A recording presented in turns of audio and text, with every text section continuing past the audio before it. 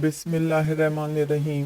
تمام تعریفیں اس اللہ رب العزت کے لیے لائق اور زیبا ہیں جو تمام جہانوں کا بنانے والا اور اسے پالنے والا ہے۔ کروڑوں درود اور سلام ہوں آخری نبی محمد مصطفیٰ صلی اللہ علیہ وآلہ وسلم پر۔ السلام علیکم ورحمۃ اللہ وبرکاتہ۔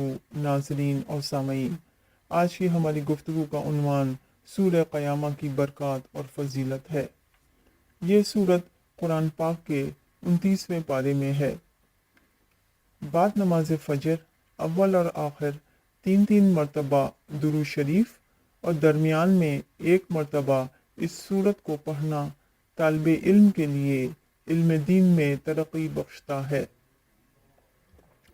بعد نماز ظہر اول اور آخر تین مرتبہ درود شریف اور درمیان میں ایک مرتبہ اس سورت کو پڑھ کر پانی پر دم کر کے پینا درد قولنج سے محفوظ رکھتا ہے۔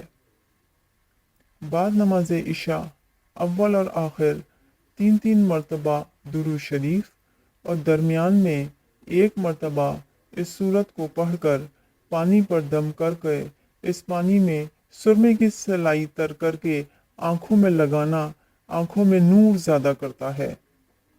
جو شخص بلا ناغہ اس سورت کو پڑھے گا عذاب خداوندی سے ہمیشہ محفوظ رہے گا اور قبر کی تنگی اور دیگر رنج و غم سے خلاصی پائے گا۔ آمین۔